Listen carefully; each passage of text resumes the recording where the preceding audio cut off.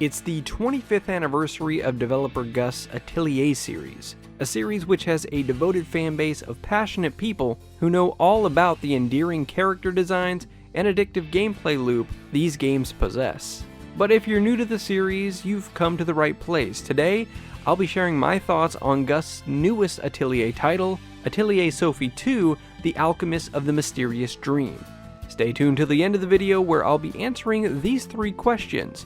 Is this game a good starting place for newcomers to the series? Is this an improvement over the first Atelier Sophie? And is this game better than Atelier Ryza and Ryza 2?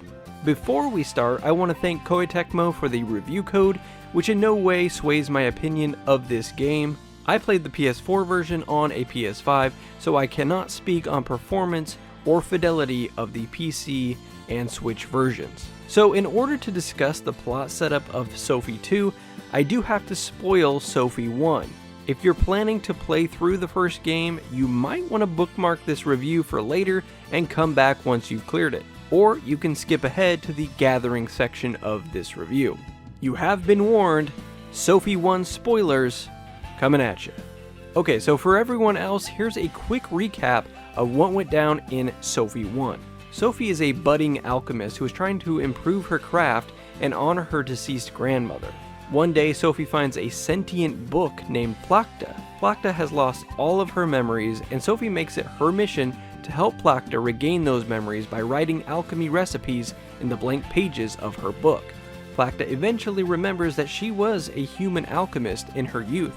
Sophie gets a visit from 2 young people named Meklit and Automata, who tell Sophie about a powerful cauldron called the Cauldron of Knowledge, which would make any person off the street the most powerful alchemist in the land. Sophie wants to help Plakta transfer her soul into a human body, but can't, so a doll is made for the soul transfer, thus giving us Doll Plakta. Very much Child's Play vibes here. Sophie then sets out with her friends to find this Cauldron of Knowledge, only to find out that Meklit and Automata are actually the soul of an evil alchemist named Luard. Luard was friends with Plakta when she was young, and the two helped the small town of Kirchenbell recover from a drought. But after that, Luard went rogue and attempted to use the Cauldron of Knowledge to make himself all-powerful. Plakta stopped Luard by splitting his soul into 2 and putting the pieces into Meklit and Automata, respectively. But once the Cauldron of Knowledge was found, Luard was able to return to his single form. After an attempt to convince Luard to stop using the Cauldron of Knowledge fails, Sophie and crew take Luard down and save the land of Kirchenbell. That brings us to Sophie 2. Sophie and Plakta are out wandering the wilderness and are sucked into a vortex right next to a big tree, and when Sophie comes to, Plakta is missing.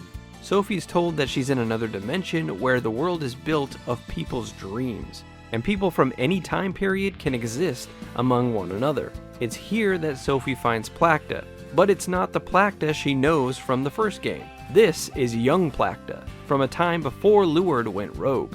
With the help of Plakta, you set out to find Plakta, and you meet some other characters along the way that Sophie has a special interest in. As you can probably tell, this story is full of wonderment and mystery. But we'll talk more about the story near the end of this review. The stories in Atelier games, while not bad, are usually not the star of the games themselves. Instead, Gust offers up one heck of a gameplay loop for gamers to sink their teeth into. And it goes like this: gather, synthesize, fight. The gathering in Sophie 2 remains largely the same from the previous games. You head out to gathering points on the world map, run over to a designated gathering spot, and gather materials you'll be using to synthesize items. It seems like a mundane task, but it's actually quite addictive, especially when you're discovering brand new materials. However, Sophie 2 introduces special gathering spots that present you with a minigame. You can use these minigames to enhance and or change the properties and traits of the materials you're gathering. There are a few different games to play depending on which tool you're using. This seems like such a small addition, but it spices up gathering quite nicely. And for those of you who get deep into synthesis, it really allows you to manipulate materials to your advantage by adding elements that wouldn't normally be there, or by increasing the quality, sometimes by a significant amount. Along with gathering naturally comes exploration. In the first Sophie game, exploration was pretty limited.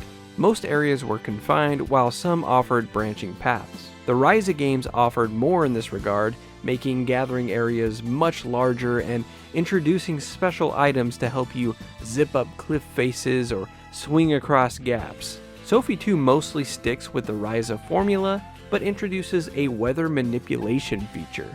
A riverbed may be filled with water, impeding your progress because you can't swim in this game, so you find a sun activator to dry up the riverbed and give yourself access to a new path.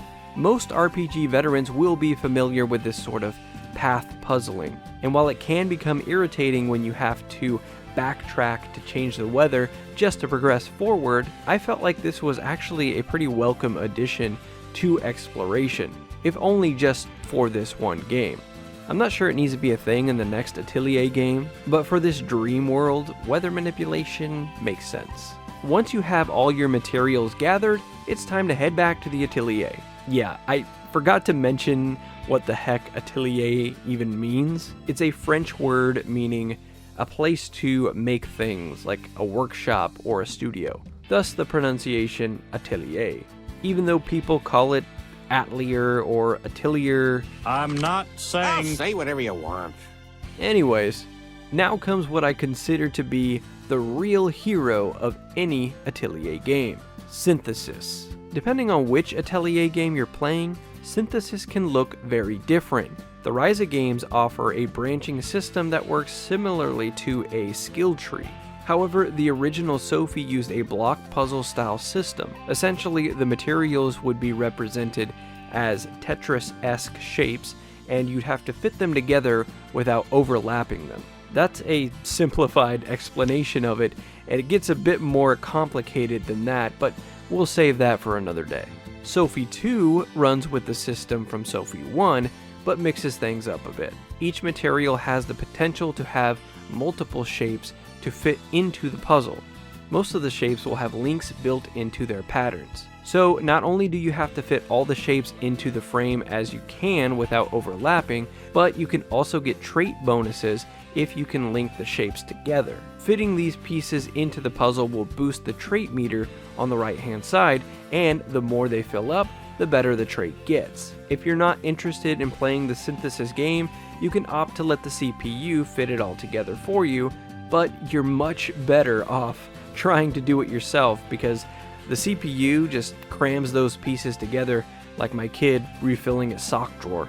In Sophie 1, you could synthesize new cauldrons to improve your synth table, and while cauldrons don't make a return in Sophie 2, you do get catalysts, which are essentially the same thing as cauldrons with a few more benefits available. These catalysts can increase the size of your panel and boost the elemental effects of the materials you use. And if you're feeling like a pro alchemist, you can opt to use the restrictive panels that block out specific spots on the board. The reward for doing this is that you can boost your item traits beyond what you could do with a normal panel.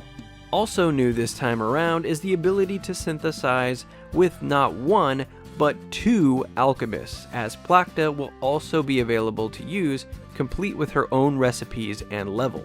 I really love the synthesis portion of any Atelier game, but I must admit that Sophie 2's synthesis is my favorite of any game I've played so far. Even though it's similar to the first game's system, the changes made here make the experience much more challenging and enjoyable to mess with. But what do you do with your super cool items once you've spent the time at the cauldron whipping them up? You use them to kill monsters, of course. There was a bit of controversy when Atelier Ryza introduced a time-action combat system which skewed from the series' traditional turn-based combat. Sophie 2 returns to the turn-based roots, and while I didn't mind the combat of Ryza and Ryza 2, I think it was 100% the right call to go back to the turn-based, where you can have time to figure out your strategy, and you're going to need it because this is the most difficult Atelier game I have ever played, by far.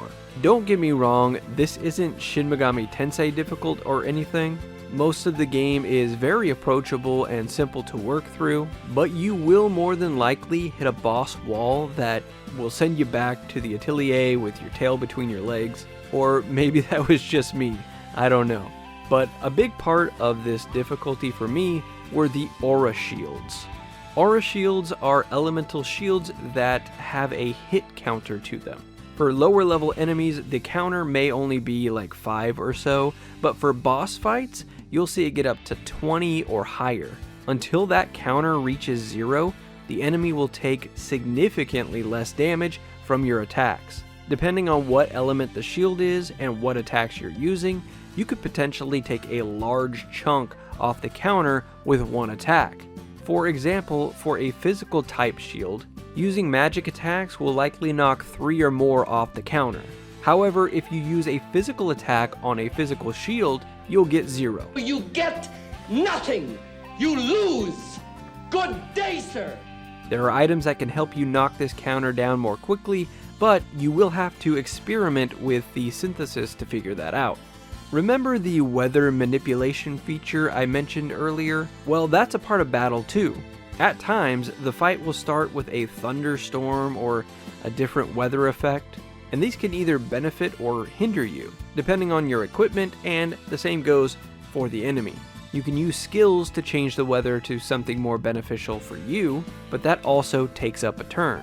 With aura shields, weather effects, and some pretty tough boss fights, Atelier Sophie 2 definitely steps up the challenge when it comes to combat.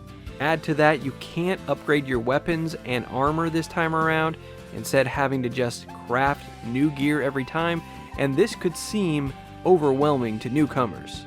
There are some pretty awesome dual attacks that you'll unlock later in the game, and you can earn ability points just for doing random stuff that you're probably going to do anyway, and you can spend those points on beefing up your stats, unlocking new skills, upgrading storage, improving gathering quality and quantity, and more. There's so much stuff in this game that it's mind-boggling. Atelier games continue to introduce new mechanics deep into your playthrough, and while you can get away with keeping things pretty simple, the more you dive in, the bigger the reward for your efforts is. And that's really the word I think is synonymous with Atelier Sophie 2 for me: rewarding. This game rewards you for everything you do, and it feels great. Gathering materials and fighting enemies, two things that anyone would consider to be pretty standard tasks, can reward you with new item recipes to synthesize, which sends you back to the Atelier eager to produce those items, and maybe you unlock a new trait for a weapon, so you go back out to the fields and test it out, only to find that the monster you killed was a part of a request someone was offering a rare material for, and so on. There's just so much stuff here for you to do across your 50+ hour journey, but it's not all happy blue poonies here. Here are some things that I didn't quite like about Atelier Sophie 2. While the art direction is absolutely superb most of the time, the graphic fidelity is not so hot. Some of the texture resolutions are quite muddy, and some of the environments are pretty boring to look at, especially compared to both Ryza games. The character designs are outstanding for the most part. Really vibrant colors and interesting attires uphold the stellar reputation of this series, but come on, Gust, do we really need random boob shots? I can see him just fine from a distance. I don't need you to shove the camera right in there like we're about to play a breast examination minigame. Honestly, this is just weird and unnecessary. There's also no English dub in the game, which means unless you know Japanese, you'll be reading every line of dialogue yourself. Look, I know this is a bit of a touchy subject with the folks that prefer Japanese voices, but I think I would connect with the characters a little bit more if I heard their lines in a language that I personally understood. And I think there are a lot of people who would and have used that as an excuse not to play some of these games. Sophie 1 had an English dub. It wasn't great, but it was there. I guess this is probably just a cost-cutting measure, and I'm happy to actually get the Atelier games. I'd rather have them and not have the English dub than just not have them all together. But yeah, I really wish there was an English dub here. And about the story. The story itself is fine. Sometimes it can be a bit hard to follow because you're dealing with time and space, but the writers did a pretty decent job of covering their tracks. However, there are parts of this game that are pretty poorly paced.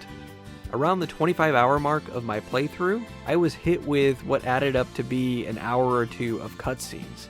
Now, I didn't have to watch them all back to back. I could have watched a few, gone out into the fields, gathered some materials, fought some monsters, and then watched a few more. That's a nice option to have. I really like that about the Atelier series, that you can kind of trigger the cutscenes when you want to most of the time. But since I was trying to work my way through the story for this review and didn't want to waste any time, I decided to get them all done in one shot. And that's exactly what I did. I grinded out cutscenes, and some of them were pretty interesting and gave me a new view of a side character, but I'd say most of them were pretty mundane. The music is also pretty incredible as a whole, but there are a few tracks that just make me shake my head. There's one song in particular that sounds like you're at the circus in the 1920s watching a slapstick comedy act. It's weird, and it doesn't jive with some of the cutscenes that it's used for. This is whack! I can't get jiggy with this.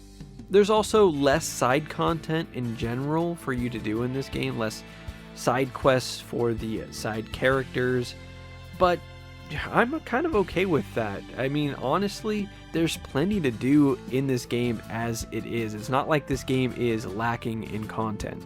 Alright, so now that I've spilled my guts about how much I love Atelier Sophie 2, it's time to ask these hard-hitting questions. First off, is Sophie 2 a good place to start your Atelier journey? The answer here is yes. Sophie 2 is as approachable as most other games in the series and allows you to take the game at your own pace. You will have to learn what happened in the first Sophie game, but you can go back to earlier in this video and listen to my explanation, or you can find a recap online. I really don't think you need to spend 55 hours playing through Sophie 1 just to play this game here. I just want to encourage more people to get into this series because it definitely needs some more attention. Second question, is this an improvement over the first Sophie game? Big yes here. It's actually quite amazing how big of a jump in quality it is from Sophie 1, which was released back in 2015, to this game here, while still keeping the essence of what made the older Atelier games so special. And the last question, is this better than the Ryza games? This is a bit of a tougher question here. I feel like Sophie 2 is a much more fun game when it comes to gameplay and synthesis. I also like the story a lot more in Sophie 2. However, I don't think Sophie stacks up to Ryza when it comes to being the main protagonist. Ryza is such a great character, both in her design and her personality. Sophie is okay, but she doesn't have the same charisma that Ryza possesses. I'd give the nod to Sophie 2 over Ryza 2 as a whole, but it's pretty close. Okay, it's time to slap a score on this sucker and send it home. I loved my time with Sophie 2, and I think Gust is banging on almost every cylinder now. There's still some room for improvement, especially when it comes to offering an English dub and getting rid of those uncomfortable close-ups, things that can make the game feel Bush League at times.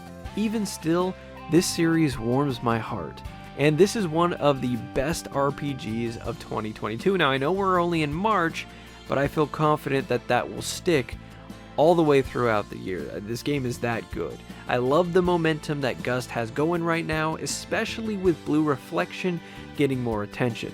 If you like RPGs, I think there's a very good chance you'll like this game here.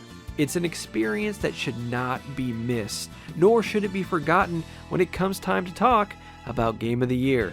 I give Atelier Sophie 2, The Alchemist of the Mysterious Dream, 4 stars out of 5. Thank you so much for watching this video. Are you a fan of the Atelier series? If not, does it look interesting enough for you to jump in this year? Let me know in the comments below. Rating the video helps out the channel a lot. Please consider subscribing if you want more content like this. Check out some of the other videos on this channel, and until next time, this is Lex, signing off.